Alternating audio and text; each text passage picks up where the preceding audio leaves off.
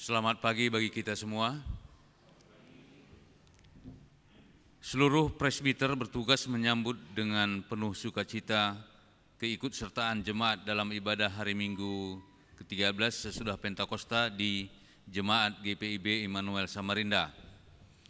Kiranya ibadah yang sedang berlangsung saat ini terus menghadirkan sukacita dan terus meyakinkan kita bahwa Roh Kudus telah dicurahkan untuk mendiami hati kita dan akan menjadi pembimbing sejati bagi kita semua dalam melaksanakan panggilan dan pengutusan di dalam kehidupan ini. Pemberita firman pada ibadah ini akan disampaikan oleh Pendeta Inyoman Jepun MTH. Jemaat, marilah berdiri menyambut firman Tuhan yang hadir di tengah-tengah persekutuan kita.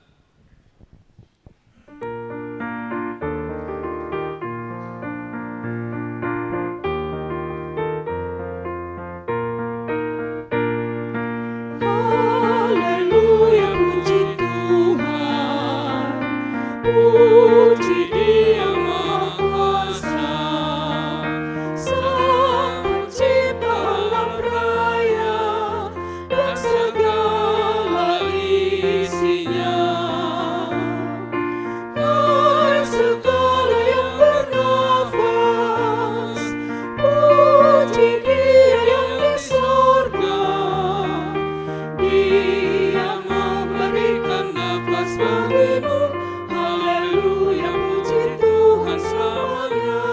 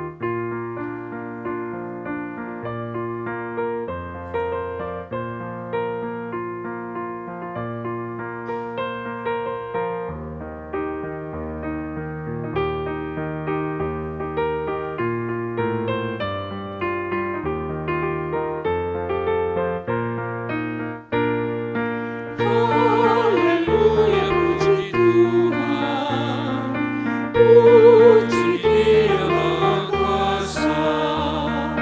Lagu indah nyanyikan bagi Dia Rajamu.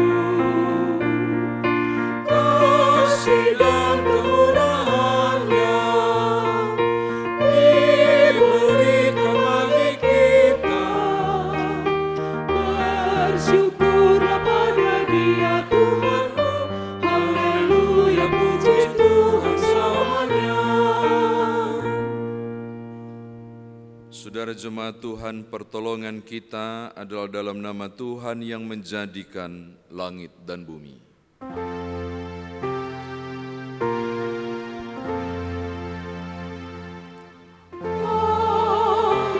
amin, amin.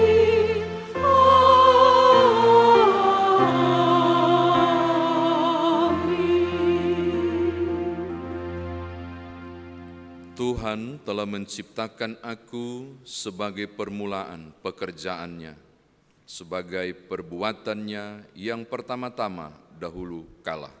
Demikian pembimbing Amsal 8 ayat 22, terimalah salam. Kasih karunia dan damai sejahtera dari Allah Bapa dan Kristus Yesus Juru Selamat kita menyertai kamu. Dan menyertaimu juga.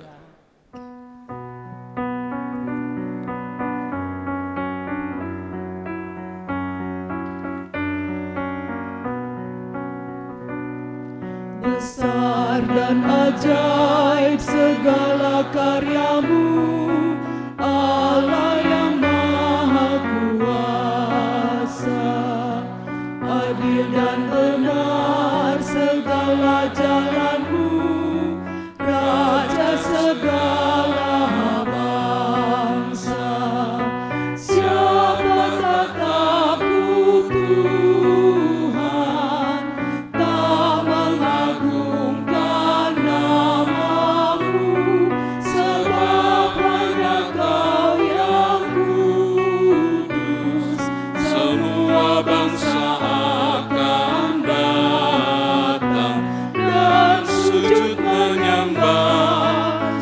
sujud menyembah, sujud menyembah Engkau Tuhan, dan sujud menyembah, sujud menyembah, sujud menyembah Engkau Tuhan.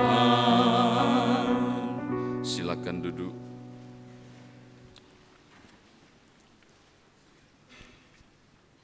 Dengan rasa sesal dan malu, dan dengan kerendahan hati, marilah mengaku akan dosa-dosa kita.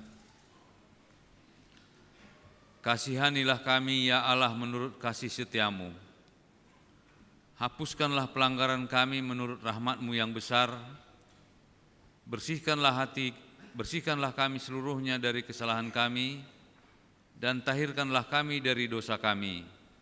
Sebab kami sendiri sadar akan pelanggaran kami dan senantiasa bergumul dengan kesalahan kami. Jadikanlah hati kami tahir, ya Allah, dan baharuilah batin kami dengan roh yang teguh. Jangan membuang kami dari hadapan-Mu, janganlah mengambil roh-Mu yang kudus daripada kami.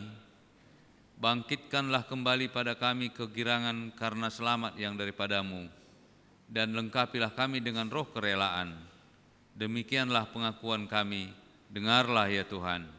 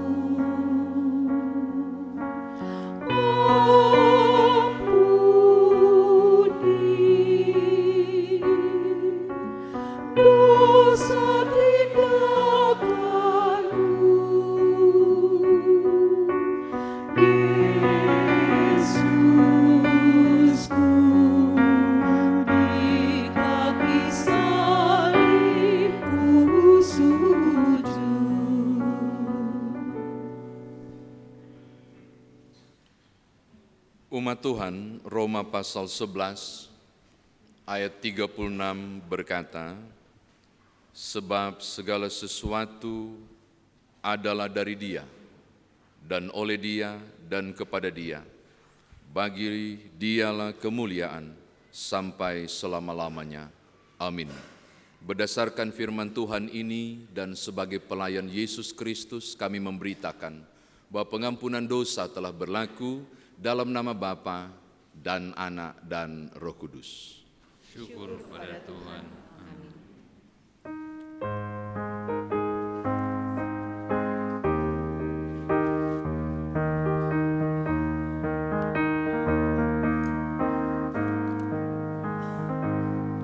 Mengalir dalam hatiku ceria dan damai Tuhan, ku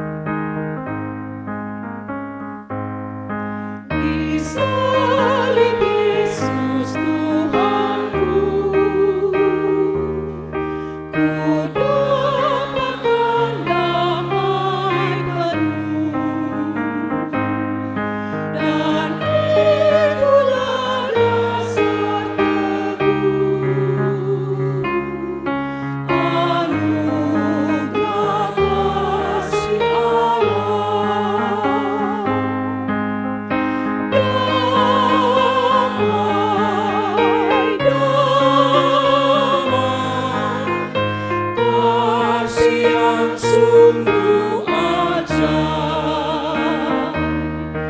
Betapa besar kasih-Nya, anugerah kasih Allah.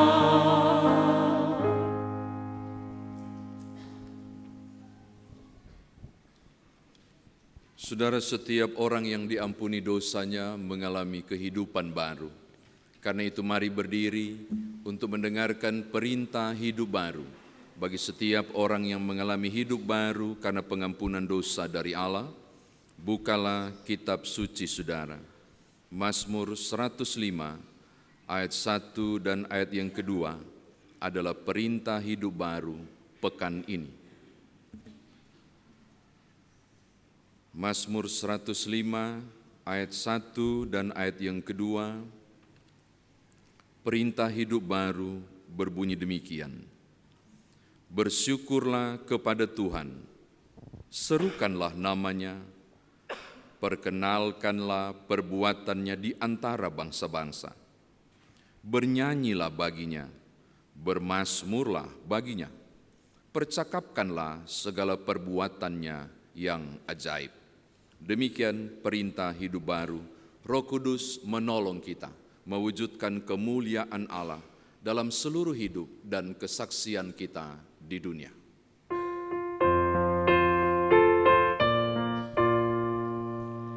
Kemuliaan bagi Allah di tempat yang maha tinggi, dan damai sejahtera di bumi di antara manusia yang berkenan kepadanya.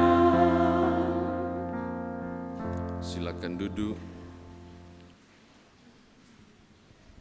Bapak, Ibu, Saudara, dan anak-anak sekalian, sebelum firman Tuhan diberitakan, mari dengarkan kesaksian lewat pujian secara berturut-turut akan disampaikan oleh paduan suara, pelkat, pelayanan anak, dan kemudian vokal grup persekutuan kaum perempuan Galilea.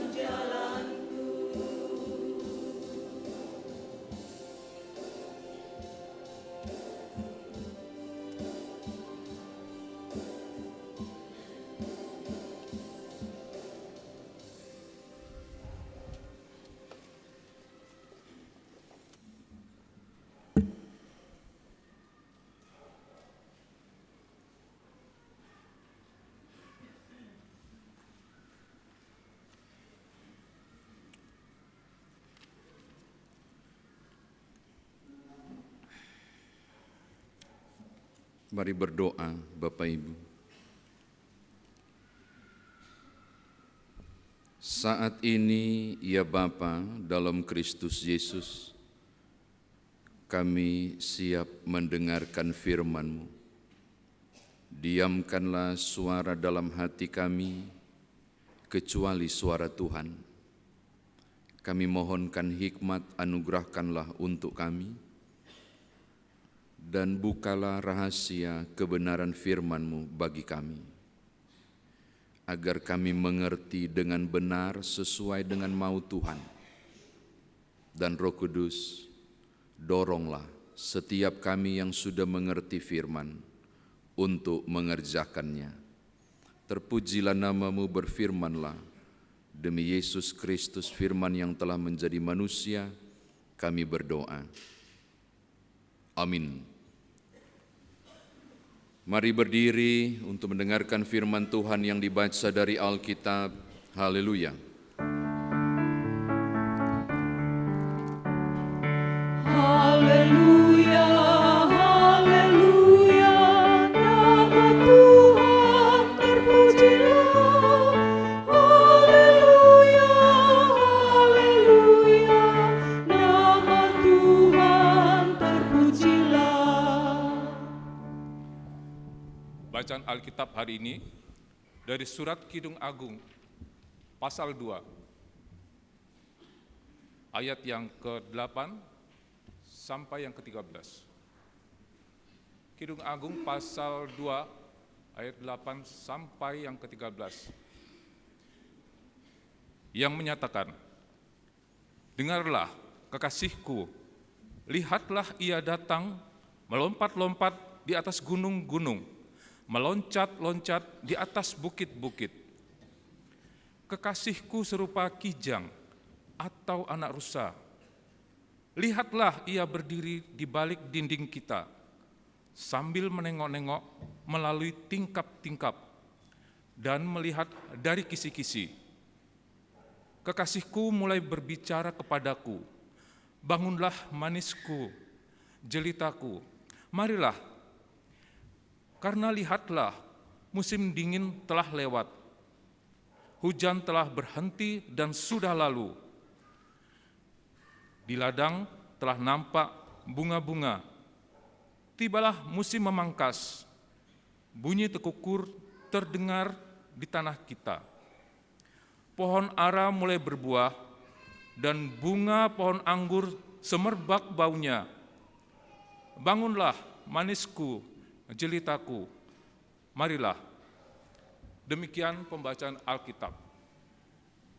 Hendaklah firman Tuhan dengan segala kekayaannya diam dalam hatimu, dan ucaplah syukur kepada Allah.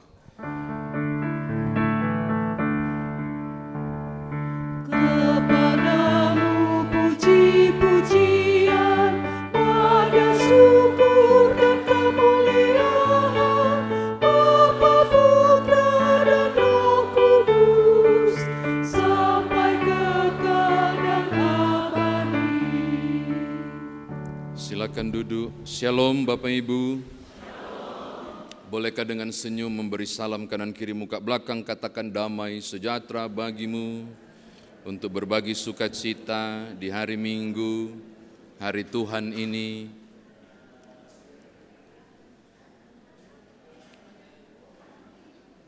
Puji Tuhan. Rupanya kita tidak live streaming ya, karena peralatan dipakai ke Teluk Dalam. Banyak yang WA, "Pak, belum ada linknya." Ya memang nggak ada, karena nggak dipakai. Kalau cinta sudah melekat, segalanya rasa coklat. Kalau cinta sudah melekat, dunia terasa milik kita berdua, yang lain kontrak dan kos dan numpang karena cinta. Seberapa banyak dari Bapak Ibu yang membaca kitab Kidung Agung ini lalu membuat tanya, kenapa sih kitab ini masuk menjadi kitab suci. Untuk sebagian orang isinya vulgar. Dan sudah baca sampai habis? Dan sudah detail membacanya? Tentang istilah-istilah yang dipakai untuk memuja seorang wanita. Dan menyebut tanpa sensor bagian tubuhnya. Pertanyaannya, apa benar ini layak untuk masuk dalam kitab suci? Parahnya lagi, kalau saudara buka Kidung Agung, pasal 1 sampai 8 pasal terakhir, nggak ada kata Tuhan di situ. Setara dengan kitab Ester, nggak ada. Bisanya loh ini masuk kitab suci. Yang saya bergumul tadi, untung dorang cuma datang menyanyi. Ini anak-anak ini. Ada pelayan PA enggak? Saya enggak tahu dorang mau cerita apa tadi sebentar ini. Barusan ini karena bacaannya sama. Enggak mudah loh Bapak Ibu. Nah saya mau berbagi untuk saudara, agak panjang nih harus dijelasin soalnya. Supaya orang paham kedudukan kitab Kidung Agung. Karena di luar sana ada banyak postingan-postingan yang jelek tentang Kidung Agung dan mempertanyakannya. Nah saya harus berbagi kepada Bapak Ibu Saudara supaya kita punya kesepakatan dan kesepemahaman yang tepat tentang kitab Kidung Agung ini. Kidung Agung ini enggak dimasukkan pertama-tama oleh kekristenan di kitab sucinya. Kitab Kidung Agung ini sudah Shir Hashirim, Kidung Agung ini sudah masuk dalam Tanak Ibrani. Tanak Ibrani itu kitab suci Ibrani dan dia hanya boleh dibaca, dia dijuluki sebagai Megilot, tulisan-tulisan suci dan wajib dibaca di hari raya penting. Dan tahukah saudara hari raya apa itu? Kidung Agung dibaca di hari raya Pesak atau Paskah. Coba, Paskah loh, hari raya utama Yahudi. Dibaca Kidung Agung ini. Jadi bukan gereja yang masukkan dari awal. Ketika Tanak Ibrani, orang mengakui bahwa Kidung ini sangat suci. Mengapa? Karena refleksinya tentang keagungan dan cinta Tuhan kepada pengantin perempuannya. Dulu saya sangat dangkal memahami Kidung Agung ini, pengantin perempuannya berarti yang rayu-rayu itu, laki-laki itu Tuhan, lalu yang membalas-balas rayuan itu, si perempuan itu, itu yang dimaksud dengan jemaatnya. Ternyata keliru Bapak Ibu. Ini ditulis oleh Salomo, tolong lihat pasal 1 ayat 1, Kidung Agung dari Salomo. Ini biasa juga disebut dengan nyanyian perkawinan. Ini sebenarnya berkisah, nanti lihatnya pasal 6 ayat 13. Ini sebenarnya berkisah tentang si raja yang jatuh cinta pada gadis sulam. Pasal 6 ayat 13. Makanya kalau Bapak Ibu baca Kidung Agung, sudah baca satu kali full, jangan bolak-balik, baca, saudara akan menemukan keutuhan kisah ini. Ini dimulai dari Salomo jatuh cinta pada gadis sulam. Pasal 6 ayat 13. Siapa gadis sulam? Gadis sulam itu tidak dalam istana, tapi dia mengembalakan ternak. Tapi cantik jelita. Makanya muncul pasal 1 ayat 5. Pasal 1 ayat 5, memang hitam aku. Dia menyebut warna kulit, saya tersinggung di sini. Memang hitam aku, tetapi cantik. Hai putri-putri Yerusalem, seperti kemah orang Kedar, seperti tirai-tirai orang Salma. Gadis sulam menarik perhatian Salomo. Dan yang lebih menarik lagi, Salomo punya 700 istri dan 300 gundik. 1 Raja-Raja pasal 11 ayat 3. Oh saudara bisa bayangkan, 1000 dan masih naksir gadis sulam. Berarti bisa bayangkan Cantik kayak apa si gadis sulam itu? Pasal 1 ayat 2 sampai ayat yang ke-8, itu gadis sulam sudah ditawan di istana. Udah Salomo udah jemput, udah dibawa ke istana. Lalu dia lagi didandanin oleh, nanti baca ya, mesti baca supaya tahu. Jadi saya cuma berkisah ini. Dayang-dayang putri-putri Yerusalem lagi mengerumuni dia.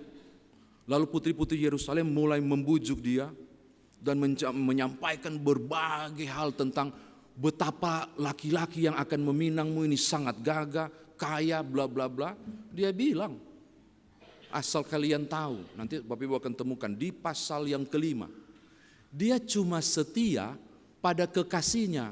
Siapa kekasihnya? Penggembala juga. Pasal 5 nanti baca. Pasal 5 itu penggembalanya juga. Jadi cuma seorang gembala kekasihnya. Dia cuma cinta sama gembalanya itu, calon suaminya itu. Tapi Salomo udah bawa dia ke istana. Dan nanti pasal 1, 5, 6, 7 dia cerita, kerjaanku mengembala. Oh ya? Kok bisa? Kata putri-putri Yerusalem, nanti kalian kalau mau tahu tentang gembala, kalian cobalah. Dia ceritakan pasal 1 ayat 5 sampai 8. Jadi harus baca beruntut. Lalu tiba-tiba datang si raja, mulai memuji-muji. Dengan kuda betina daripada kereta-kereta Firaun, kuumpamakan engkau manisku. Pasal 1 ayat 9. Moleklah pipimu di tengah perhiasan-perhiasan, dan lehermu di tengah kalung-kalung. Pasal 1 ayat 11. Kami akan membuat bagimu perhiasan, kata Salomo, emas dan manik-manik perak. Tahu enggak jawaban si gadis sulam? Ada di pasal 1 ayat 12, 3 sampai 14. Sementara sang raja duduk pada mejanya, semerbak bau narwastu. Dia langsung bilang, bagiku, kekasihku, dia tunjuk orang lain, kekasihku bagaikan sebungkus mur. Karena lebih bagus lihat emas. Mur. Saya punya kekasih sebungkus mur. Dia, yang ada di kebun-kebun, yang ada di ladang. Jadi dia enggak peduli dengan godaan kekayaan itu. Enggak, dia cuma fokus di situ. Jadi kalau Bapak Ibu baca ada spasi, pasal 1 ayat 9 sampai 11, spasi sendiri kan? Pasal 1, 12 sampai 14, spasi sendiri. Pasal 1 ayat 15 sampai ayat 17, spasi sendiri. Itu bersaut-sautan antara si raja dan si perempuan sulam. Yang enggak peduli, yang dia omongin adalah kekasihnya. Nah sekarang kalau Bapak Ibu sudah dapat gambarannya, kalau mau maju lebih jauh, gila enggak? Digoda dengan kekuasaan, pasal 7, nanti baca pasal 7. Dia bilang, enggak, gua mau pulang. Saya mau pulang pada kekasihku, sang gembala itu. Dia ngomong. Makanya kalau Bapak Ibu melihat pasal 8, rasa kecewa Salomo berubah menjadi rasa kagum. Kenapa? Dia enggak nyangka loh, gadis sulam ini yang sudah ditawari banyak hal, dikasih semua hal, dia diam, tidak tergoda, malah berteriak pingin pulang. Akhirnya Salomo simpulkan pasal 8 ayat 6 dan 8. Pasal 8 ayat 6 dan 8 yang anak muda suka kutip. Cinta kuat seperti maut, kegairahannya gigih seperti dunia orang mati. Air yang banyak tak dapat memadamkan cinta, sungai-sungai tak dapat menghanyutkannya. Itu dia bilang ke siapa? Ke gadis sulam. Gua kagum cinta lu. Gile, tak tergoda kau tetap setia pada pacarmu itu padahal cuma gembala. Dan dia buat cinta kuat seperti maut. Itu kisahnya. Jadi Kidung Agung ini berkisah tentang perjuangan seorang raja yang jatuh hati sama sulam. Dan si gadis sulam yang berjuang untuk mempertahankan cintanya. Tangkap? Mudah-mudahan tangkap. Kalau enggak maka sia-sialah aku sampai bakumur-kumur bercerita dari mimbar ini. Sekarang masuk ke teks. Pasal 8 ayat pasal 1 ayat 8 sampai 13. Kan lagi nih Yang di atas kan lagi bersaut-sautan nih. Yang di ayat 2, pasal 2, lagi bersaut-sautan. Raja lagi goda, gadis sulam jawab. Raja lagi goda, gadis sulam jawab. Tiba-tiba tolong lihat ayat 8. Orang bacanya bagaimana ini? Dengarlah kekasihku, bukan begitu. Dengarlah kekasihku, lihatlah ia datang, bukan. Harus diekspresikan. Lagi bercerita dengan Salomo kan? Salomo lagi rayu, gadis sulam lagi bahas. Tiba-tiba ayat 8. Dengarlah. Kekasihku, kekasihku, gitu. Ayat 8 harus dibaca begitu, bukan dengarlah kekasihku, seakan dia ngomong ke Salomo, dengarlah kekasihku, bukan. Dia lagi berbalas-balasan, telinganya tajam. Dengarlah, kekasihku, kekasihku, dia lagi datang. Si gembala datang loh. Datang ke istana, tapi nggak bisa masuk. Lihat ayat 9, cuma bisa di jendela, di kisi-kisi. Jadi Bapak Ibu harus baca menjiwai. Ya ampun, tapi kan nggak mungkin menjiwai ya kalau belum tahu bagaimana modelnya ini. Di istana nggak bisa tembus masuk lewat kisi-kisi ruangan. Bercakaplah, terjadi percakapan. Mungkin baku-baku bisa karena raja masih di situ. Si gembala datang cuma lewat kisi-kisi, lalu membisikkan sesuatu. Kekasihku, bangunlah manisku, jelitaku, marilah.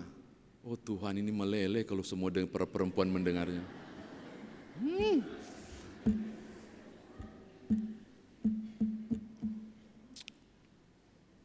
Dia bilang begini, coba lihat ayat yang ke-11. Lihatlah, musim dingin telah lewat, hujan telah berhenti, sudah berlalu. Seakan membangkitkan ulang memorinya waktu dia belum dikurung dalam istana. Coba kau bayangkan, waktu orang dua lari-lari di situ dang, mungkin begitu. Kong ada gerimis-gerimis, kong tak ada kasih payung pangana, mungkin begitu kali ya. Ini bacaan baru ada anak-anak lagi di muka, aduh. Ini bagus loh Bapak Ibu, bagus banget. Pohon ara yang mulai berbuah, lihat. Dan bunga pohon anggur semerbak, dia bangkitkan memorinya. Untuk apa? Supaya kau enggak tergoda dengan istana yang megah itu. Dia seakan rayu balik dan melawan rayuan Salomo yang luar biasa. Untuk ayolah balik ke saya, kembali ke saya, jangan tergoda. Itu isinya pasal 2. Menceritakan tentang betapa banyak hal. Makanya direspon di ayat 16. Kekasihku kepunyaanku, dan aku kepunyaan dia. Penegasan yang cukup kuat oleh si gembala. Kau itu punyaku, dan kita ngana punya. Jangan tergoda dengan Salomo. Itu dengan tegas disampaikan pada bagian itu. Mengingatkan tentang torang dua so jadi, mungkin bilang begitu kali. Kita sudah sama-sama. Kesetiaanlah, setialah padaku, walaupun begitu menggiurkan godaan Salomo. Dan memang Bapak Ibu kalau baca pasal 7, aduh keren banget sih. Gadis sulam itu memperjuangkannya. Dan dengan legowo Salomo melepasnya. Sambil mengagumi tentang kekuatan cinta. Nanti yang di pasal 8 yang ayat yang paling disukai anak muda itu. Saya kira demikian firman Tuhan ditafsirkan bagi kita. Nah sekarang bagaimana kita bawa dalam kehidupan beriman kita. Tadi di awal saya bilang, Kidung Agung ini diterima sebagai tulisan suci, sebagai bentuk gambaran kesetiaan cinta kasih Tuhan kepada manusia ciptaannya.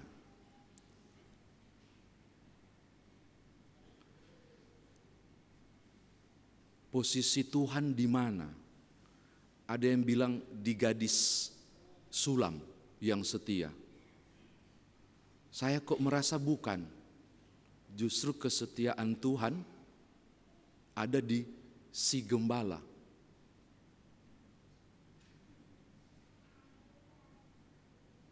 Dia cari sampai dapat. Dan responnya adalah, aku menjaga kesetiaanku, kata gadis Salma. Maka hal pertama aku mau bilang begini kepada Bapak Ibu. Kesetiaan itu mesti dua arah. Andai kata dan mesti diperjuangkan.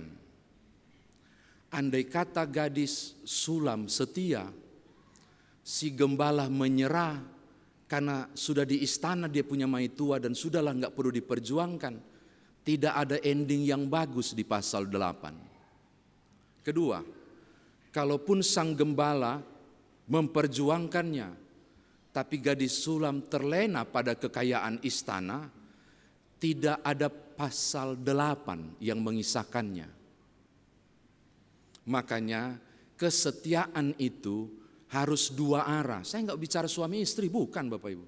Saya bicara tentang hubungan saya dan Tuhan. Kesetiaan itu dua arah. Istana itu dunia ini dengan segala godaannya yang begitu nyata. Gadis Sulam itu adalah saya dan saudara. Menggoda banget untuk kemudian membatalkan perjanjian dengan si gembala yang hitam pekat gara-gara menggembalakan ternak.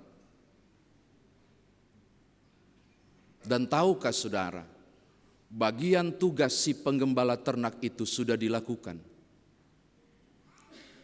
Tuhanmu dan Tuhanku memperjuangkan cintanya. Yohanes 3 ayat 16 bilang begini, karena begitu besar kasih Allah akan dunia ini, sehingga ia mengaruniakan anaknya yang tunggal, dia tembus dan masuk pada istana megah dalam tanda kutip keduniawian. Untuk membilang ulang, ingatlah perjanjian keselamatan yang sudah saya buat. Ingatlah masa lalu tentang berkasih-kasihanku denganmu. Diperjuangkan oleh Allah. Dan saya mau bilang, ini dua arah. Gadis Sulam, saya dan saudara, mesti meresponnya.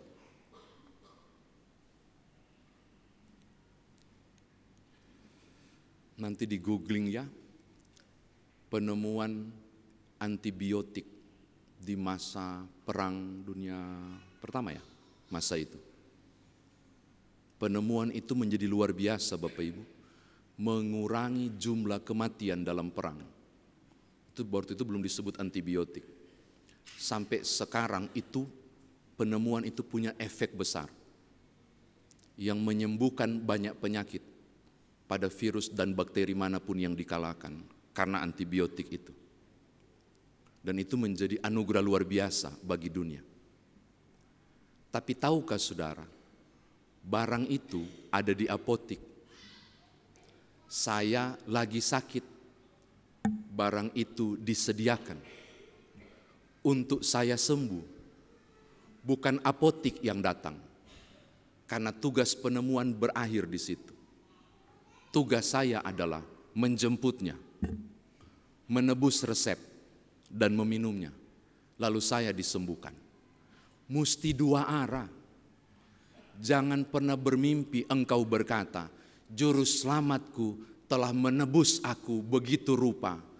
Tuhanku pengasih dan penyayang. Tapi hidupmu tidak bereaksi pada kasih karunia yang diberikan. Gak bisa Bapak Ibu. Kesetiaan itu dua arah. Tuhan melakukannya. Bagiannya telah ia kerjakan dengan maksimal. Maka respon saudara dan saya adalah berhentilah tergoda pada istana dunia itu dan responlah pada panggilan itu. Amin. Mesti begitu. Hidup saudara dan saya terlibat pada dua hal. Aku dikaruniai keselamatan dan aku merespon keselamatan. Makanya saya lebih cenderung memilih yang Allah tuh yang mana? Bagi saya si gembala ini. Si gadis Sulam itu siapa? Bapak Ibu dan saya yang lagi ditawan. dan digoda luar biasa. Ini yang pertama untuk dibawa pulang. Yang kedua, kalau saudara membaca kitab-kitab puisi, Amsal, Pengkhotbah, Kidung Agung itu, saudara membaca kitab-kitab puisi, 5 kitab puisi, saudara Ayub, Mazmur, Amsal, Pengkhotbah, Kidung Agung, itu saudara akan menemukan Alkitab dengan sangat tidak terganggu menggambarkan cinta kasih Allah itu dengan menyebut ciptaan-ciptaan yang dibuat. Tadi kijang, merpati, pohon ara, musim, dan seterusnya. Itu disebutkan. Seakan mau gambarkan begini, engkau bisa merasakan cinta kasih Tuhan melalui segala ciptaan yang muncul. Tidak heran kalau si gembala bilang begini, lihatlah musim dingin telah lewat, sekarang tiba musim pemangkas, ada burung tekukur terdengar di tanah, bla bla dan seterusnya. Mewakili cinta kasih Allah. Saya mau mengajak poin kedua Bapak Ibu, bahwa ciptaan yang Tuhan buat, pohon yang Bapak Ibu lihat, burung yang Bapak Ibu dengar, aliran sungai yang begitu mengasihkan, bunyi air jatuh karena hujan di genteng atau di atap rumah, ternyata itu bentuk refleksi tentang sayang Tuhan. Kenapa? Engkau tidak bisa melihat Tuhan, tapi engkau bisa melihat Tuhan melalui ciptaannya. Sekarang, saya lagi membayangkan, andai kata gereja tidak mampu berseru dengan lantang tentang ekologi, tentang selamatkan bumi, tentang gerakan apa green itu? Eco green, tentang berhenti nebang pohon, tentang jangan gunakan plastik, tentang stop perbanyak warta jemaat, cukuplah secara begitu. Bapak Ibu ada masing-masing pakai kertas di situ? Tapi aku dengar tata ibadah udah enggak kan? Udah mulai berkurang kita. Saya lagi khawatir anak-anak kecil 1, 2, 3 di depan ini 20 tahun depan ketika baca Kidung Agung pasal 2 lalu bilang begini, bunyi tekukur terdengar di tanah. Mak, tekukur itu apa? Oh, soalnya ndak ada nak.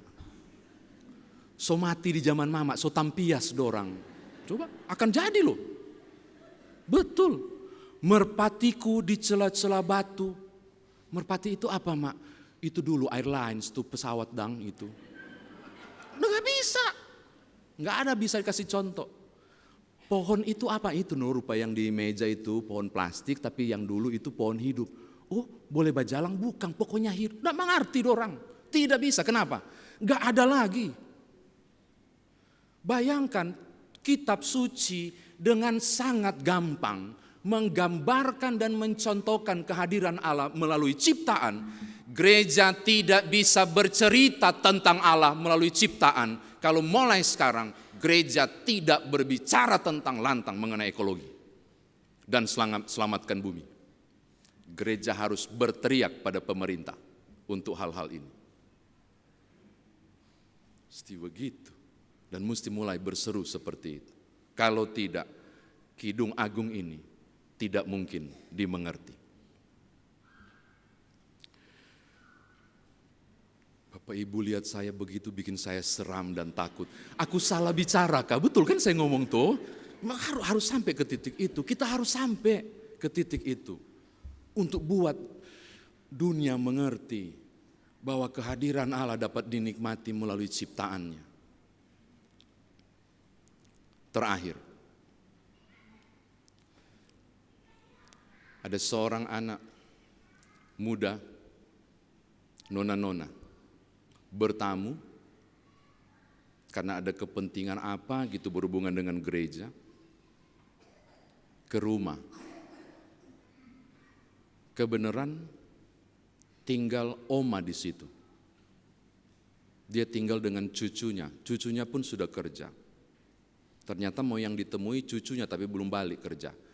Jadi nggak apa-apa, dua orang teman baik banget, tapi ternyata masih kerja, jadi dia tunggulah. Cerita-cerita, mungkin Bapak Ibu sudah pernah dengar kisah ini. Dikasih makan kue, ini baik banget dan ramah sekali, minum, lah mereka. Termasuk juga ada banyak yang disajikan di dalam toples, ada satu yang dia sangat tertarik, kacang mente. Oma, ini kacang mente boleh makan? Makan cucu, enggak apa-apa. Asik dorang bercerita sambil dia bakunya-kunya, asik bercerita sambil bakunya. Enggak sadar tinggal separuh. Karena so malu, Oma minta maaf, so tinggal separuh ini kacang mente, Oma udah goreng enak sekali kok. Oh enggak cu, kita enggak goreng. Oh Oma beli, nyanda, kong. Aduh, napa tuh Mira kan DP hobi tuh, ampun, selalu kasih pak kita coklat yang ada kacang mente. Kong, kita kan enggak bisa gigi tuh, tapi gigi soalnya enggak ada tuh. Bapak Ibu so tahu tapi maksud? Jadi enggak bisa gigi coklat. Kong Oma cuma jak emut dang. Oh, kong DP sisa kacang mente yang ada makan. Oh Tuhan. Saya bilang begini Bapak Ibu, penting banget sebenarnya. Tentang Allah itu dikomunikasikan dengan sangat. Agar tidak jadi kesalahpahaman yang kemudian tidak mendatangkan kasih pada pengenalan yang tidak benar tentang Allah. Mesti dikomunikasikan. Supaya cinta kasih kepada Allah dari generasi ke generasi tidak tergoda dan luntur oleh istana megah dunia ini. Maka saya mau tutup begini. Mama papa, torang punya tanggung jawab besar loh pada generasi yang di belakang sana, tuh yang baju putih si kecil, yang dekat paling belakang itu. Orang punya PR loh, agar mereka punya pengenalan yang benar, supaya punya sayang yang benar kepada Tuhan di godaan istana dunia ini.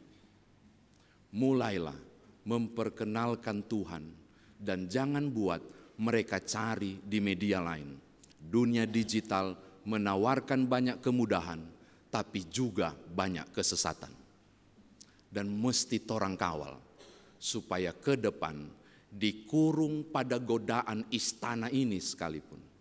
Mereka tetap bilang, cintaku hanya kepadanya, Gembala Agung, Juru Selamatku. Tuhan berkati Bapak Ibu. Haleluya. Amin.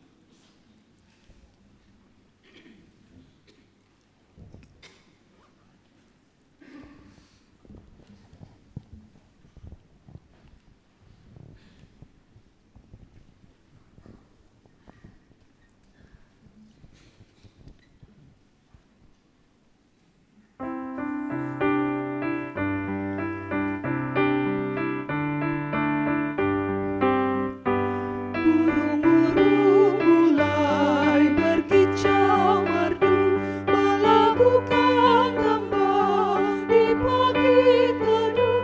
Bunga-bunga harum semerbak, sungguh agung ya Tuhan karyamu.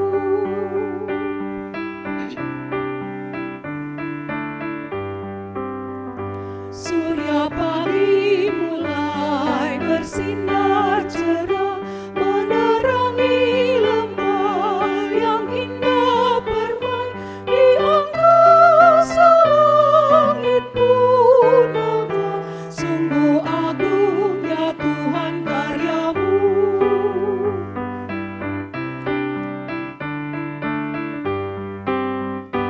Padang hijau dan laut biru lepas, gunung-gunung dan hutan rimba lebat, cakrawala luaskan bentang. Sungguh agung ya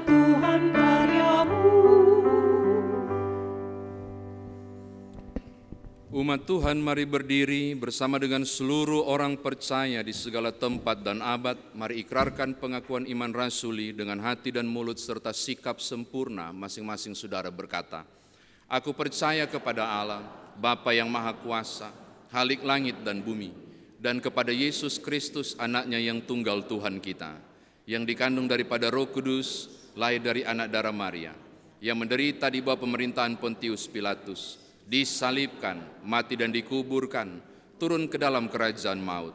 Pada hari yang ketiga, bangkit pula dari antara orang mati, naik ke sorga, duduk di sebelah kanan Allah, Bapa yang Maha Kuasa, dan akan datang dari sana untuk menghakimi orang yang hidup dan yang mati. Aku percaya kepada Roh Kudus, gereja yang kudus dan am, persekutuan orang kudus, pengampunan dosa, kebangkitan daging, dan hidup yang kekal. Silakan duduk.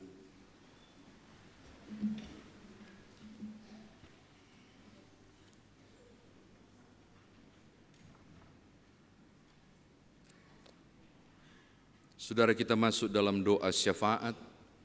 Syafaat berarti permohonan kasih karunia yang diwakilkan secara syofar, itu diwakilkan oleh imam di atas mimbar. Tapi tidak semua permohonan kasih karunia saudara dapat saya wakilkan. Ada hal yang sangat pribadi yang Bapak Ibu sampaikan untuk permohonan kasih karunia, maka sebentar kita masuk saat teduh. Di akhir syafaat, sampaikanlah permohonan kasih karunia itu secara pribadi kepada Tuhan. Mari berdoa. Bapa Sorgawi, sepekan lamanya kami menjalani perjalanan hidup ini dalam pendampingan Tuhan. Tidak sedikit pun kami merasa ditinggalkan. Pemeliharaanmu membawa kami menemui dan memasuki pekan yang baru. Di hari Minggu, hari pertama hari Tuhan ini, kami hadir bersama keluarga atau bersama sahabat dan rekan, atau mungkin sendiri, tapi tidak merasa sendiri karena persekutuan yang indah ini. Lalu firman-Mu mengajarkan kami, menegur dan mengingatkan kami tentang kesetiaan yang timbal balik ini, tentang keteguhan pada Tuhan, tentang menikmati hadir-Mu melalui segala ciptaan. Sekarang tolonglah kami ya Roh Kudus dalam nama Tuhan Yesus, agar ini bukan hanya terdengar, tapi dipahami. Bukan hanya dipahami, tapi kami mampu mengerjakan. Bukan para pendengar saja, tapi para pemberita pun melakukannya. Terpujilah nama Tuhan. Syafaat ini kami mau bawa Indonesia ke dalam tangan pengasihan Tuhan. Berkatilah negeri ini dalam nama Tuhan Yesus. Hadirkanlah damai sejahtera-Mu bergulung-gulung bagi Indonesia, melalui berbagai kebijakan penting yang dibuat pemerintah, lewat hikmat yang Tuhan beri kepada Presiden dan jajarannya, hingga ke berbagai daerah, keadilan yang merata, keberpihakan pada kebenaran. Maka biarlah sentosa menjadi bagian kehidupan bangsa ini. Terima kasih Bapa. Kami berdoa bagi gereja Tuhan dalam karya pekabaran Injil, pelayanan dan kesaksian, termasuk gereja Protestan di Indonesia bagian barat, di lingkup sinodal, di musyawarah pelayanan termasuk Kaltim II, bahkan di karya pelayanan jemaat-jemaat lokal, termasuk GPIB Jemaat Immanuel Samarinda. Gereja ini punya Tuhan, Engkaulah kepalanya, berkatilah.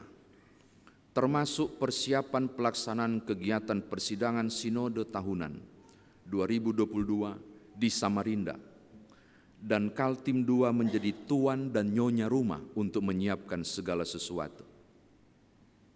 Memprediksi jumlah yang akan hadir, menyiapkan segala kebutuhan, membuat perhitungan dengan berbagai angka-angka yang mustahil untuk anggaran ini. Bersama umat-Mu hari ini kami bersatu hati dan memohon. Berkatilah semua pihak, termasuk panitia dan seluruh jemaat Tuhan di Kaltim 2, untuk bahu-membahu menyiapkan perkara besar dan mulia ini bagi Gereja Tuhan GPIB melaksanakan persidangan sinode tahunan. Terima kasih Bapa, upaya perizinan pembangunan pengembangan GPIB Samarinda di Lok Bahu yang saat ini sedang dirintis. Tuhan, tolonglah dan berkatilah. Bahkan upaya dana pembangunan gereja di Pelkes Getsemani Sungai Meriam. Terpujilah nama-Mu di semua rangkaian kesempatan pelayanan yang Tuhan percayakan. Di berbagai tempat, karya-karya pelayanan ini dibuat, termasuk GPIB Immanuel Samarinda melalui Yapendik, seluruh pengurus dan guru-guru yang ada dan anak-anak didik. Tuhan juga berkenan berkati. Bapa, terima kasih.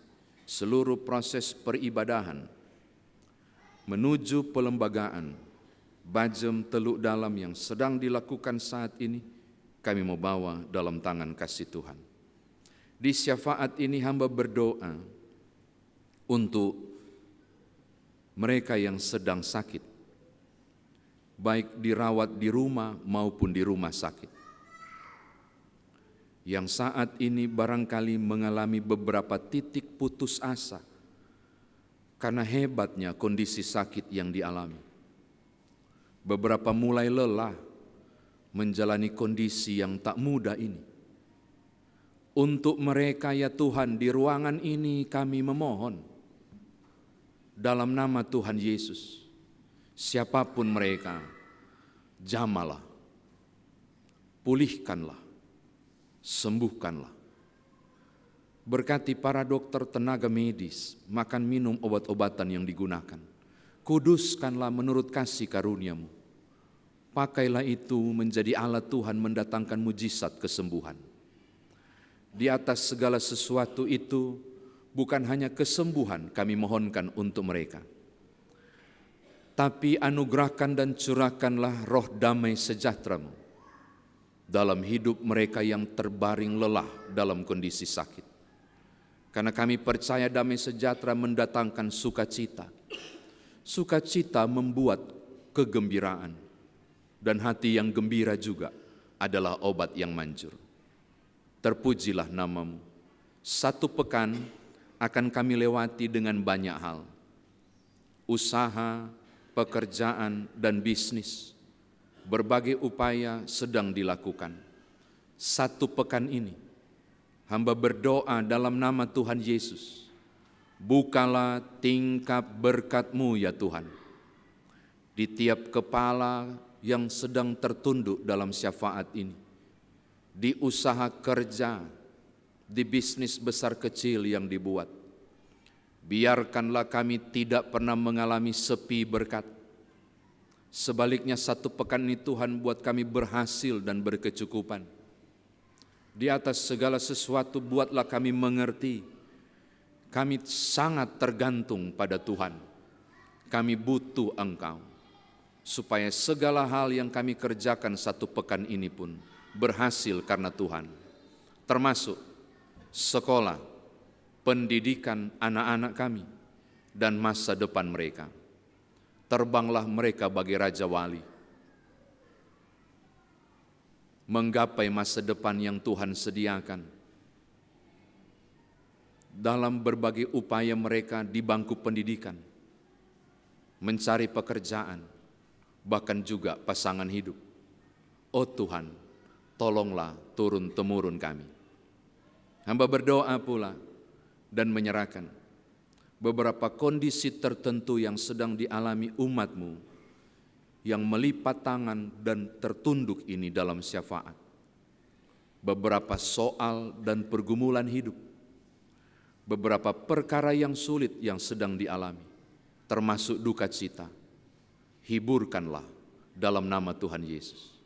Atau beberapa yang sedang khawatir pada buntu jalan yang sedang dialami, sulit membuat keputusan untuk beberapa pilihan yang banyak, atau beberapa kekhawatiran yang lain pada masalah rumah tangga dan keluarga, hal terkait tentang masa depan. Untuk anak-anak, beberapa orang tua sedang memikirkan di kondisi tidak mudah untuk kelanjutan sekolah dan pendidikan anak-anak. Untuk mereka, hamba berdoa dan memohon, bukalah jalan, karena Engkaulah jalan dan kebenaran dan hidup, ya Yesus Kristus Juru Selamatku. Kalaupun jatuh, kami kemudian mengalami buntu total, biarkanlah kami tidak tergeletak, karena Engkau mengangkat kami dan menolong kami untuk maju, menembus kemustahilan bersama Tuhan di beberapa soal dan pergumulan yang sedang kami hadapi. Terima kasih Bapa. Kami mau masuk saat teduh untuk hal-hal yang sangat spesifik dan pribadi yang tidak dapat diwakilkan di mimbar ini, yang jadi kerinduan umat-Mu yang bergumul. Engkau yang menyelidiki kami, ya Roh Kudus, segala sesuatu terbuka di hadapan-Mu. Maka dalam nama Tuhan Yesus hamba mohon, miringkanlah telinga kudus-Mu ya Bapa, dengarkanlah pinta dan doa umat-Mu di saat teduh syafaat pagi ini.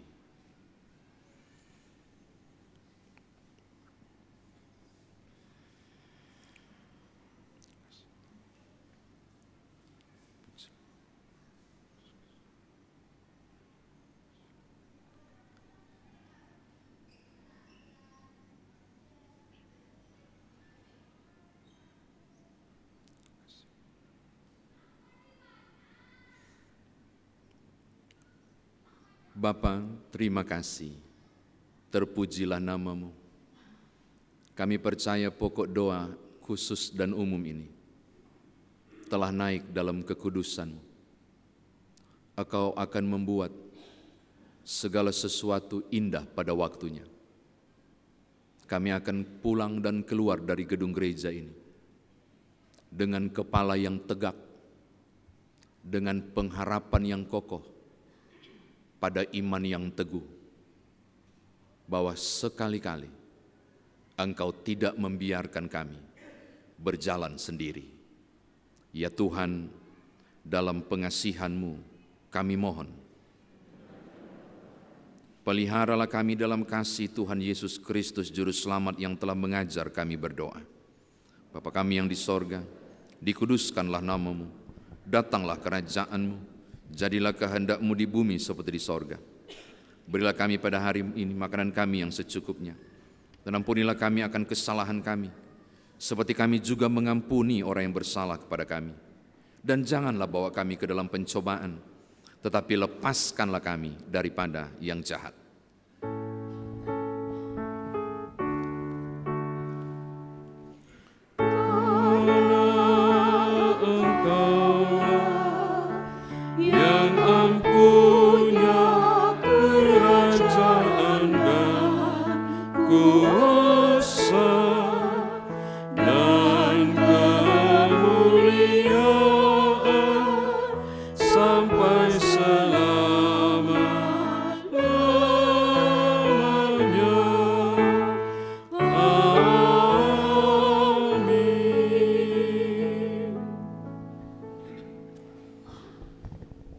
Umat Tuhan, sebelum pengucapan syukur melalui pemberian persembahan, mari dengarkan kesaksian pujian vokal grup Melukas akan memuliakan nama Tuhan.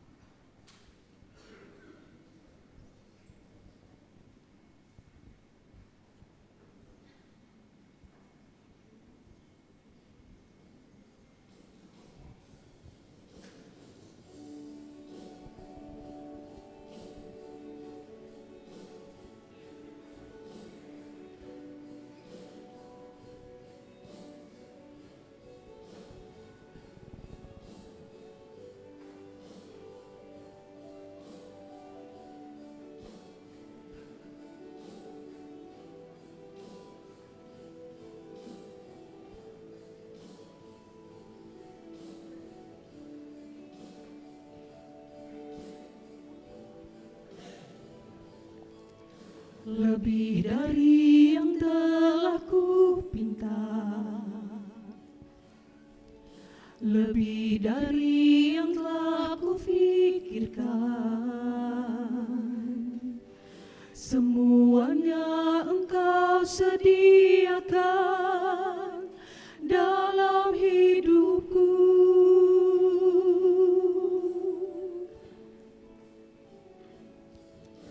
Tiada dapat aku mengukurnya, tiada dapat aku menghitungnya. Kebesaran kasih-Mu ya Tuhan yang Kau berikan.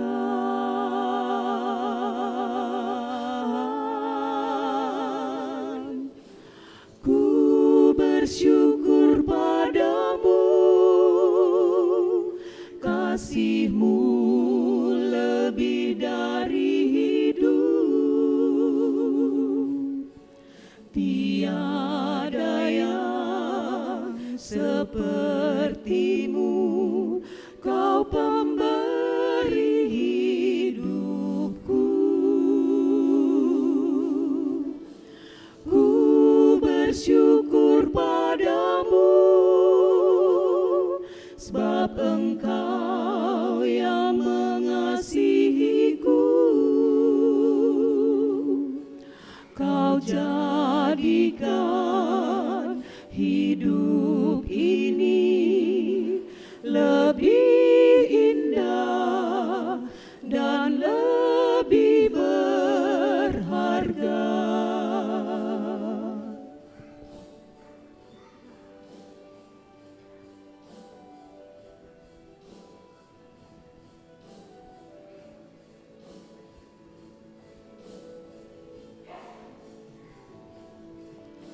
Tiada dapat aku mengukurnya,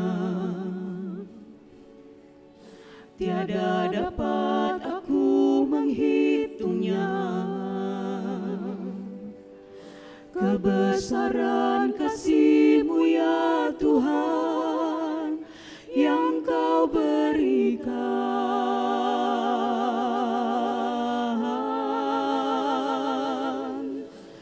Ku bersyukur padamu, kasih-Mu lebih dari hidup. Tiada yang seperti-Mu, Kau pemberi hidupku. Ku bersyukur padamu, sebab Engkau yang mengasihiku. Kau jadikan hidup ini lebih indah dan lebih berharga.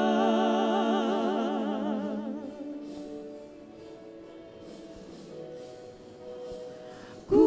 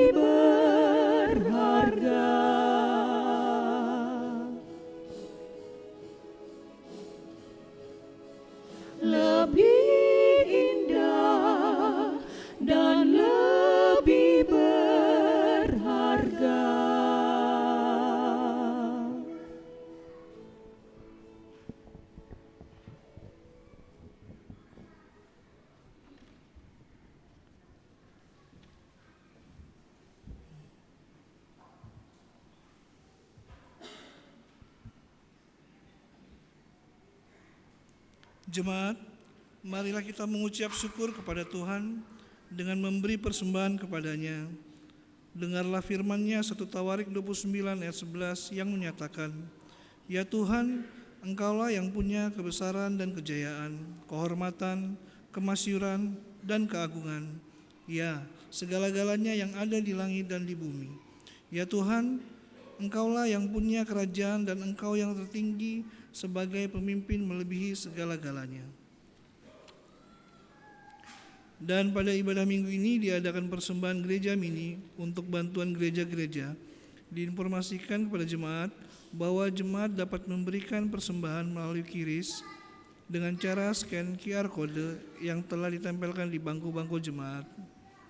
Jemaat memberikan persembahan gereja mini setelah menyanyikan bait yang pertama, dimulai dari kursi yang paling belakang dan akan diarahkan oleh majelis yang bertugas. Kemudian pundi persembahan dijalankan setelah menyanyikan bait yang kedua. Tuhan memberkati kita dan persembahan kita.